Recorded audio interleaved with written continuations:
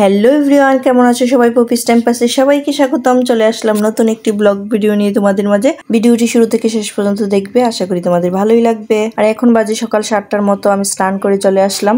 তো কালকে ভিডিওতে দেখেছো নিশ্চয়ই যে আমাদের শ্বশুরের মৃত্যুবার্ষিকী আজ, তো সে উপলক্ষে বৈষ্ণব সেবার আয়োজন করা হয়েছে। তো রান্না বান্না শুরু করে দিয়েছে বৈষ্ণব মাসি, সকাল 6টার দিকে উঠে রান্না বান্না শুরু করে দিয়েছে। তো আমি এখন চলে আসলাম স্নান করে। আর আজকে যেহেতু বৈষ্ণব সেবা, তাই একটা শাড়ি পরে নিলাম, বাসায় অনেক লোকজন থাকবে। এখন আমি সিঁদুর পরে চলে যাব ঠাকুর ঘরে, গোপাল সেবাটা আমি দিয়ে দিব। তারপর দুপুরবেলা ভোগ লাগবে। মাঝে মধ্যে নিজেকে শাড়ি পরে দেখতে খুব ভালোই লাগে। শাড়ি সবসময় পরা হয় না, বাড়িতে অনুষ্ঠান থাকলে বা কোথাও বেড়াতে গেলে দেখা যায় শাড়িটা তখন পরা হয়। এই তো এখন চলে আসলাম ঠাকুর ঘরে। তো এখন আমি ঠাকুর ঘরটা ভালো করে পরিষ্কার করে নিব।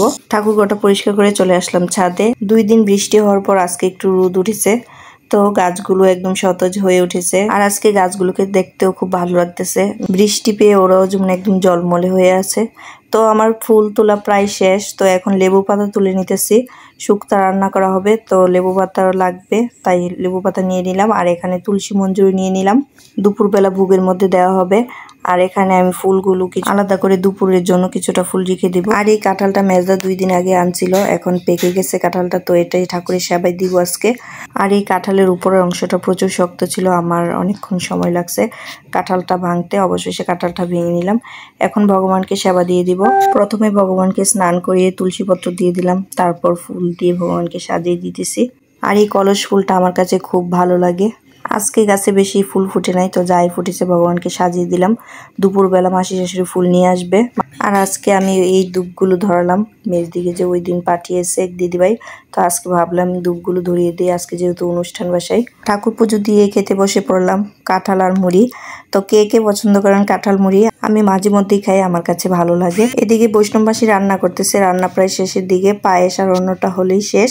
আজকে রান্নায় অনেক আইটেম ছিল, একটা আলু বেগুন দিয়ে শুকনা ভাজি, সবজি, তারপর শুক্তো, তারপর শাক, 5 রকমের ভাজি, পটল আলুর ঝোল, চাটনি, পায়েস।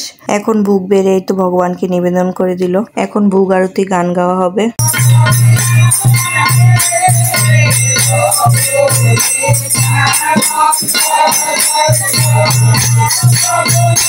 ভোগ আরতি শেষ হয়ে গেলে ভক্তদেরকে প্রসাদ খাওয়ানো হলো। আর এখন বাজে প্রায় 5:30। সবাই প্রসাদ পাওয়ার পর আমরা প্রসাদ নিতে বসলাম। প্রসাদ নেওয়ার পর ভাবলাম আমরা একটু পান খাই সবাই মিলে, তো 3 সখী বসে পড়লাম পান খেতে। আর আমরা 3 জন একসাথে হলে একটু বেশি মজা করে থাকি। আর এখন সন্ধ্যা 8টার মতো বাজে, তো মেজদা নাস্তা নিয়ে আসলো পুরি আর চপ। তো বাইরেও বৃষ্টিও পড়তেছে, তো পুরি, গরম গরম পুরি আর চপ খেতে ভালোই লাগবে। তো আমরা এখন খেয়ে নিলাম। এর কিছুক্ষণ পরই আবার দেবর নিয়ে আসলো ঠান্ডা আর গরম গরম বাদাম ভাজা। আজকে অনেক কিছু খাওয়া হয়ে গেল আমাদের।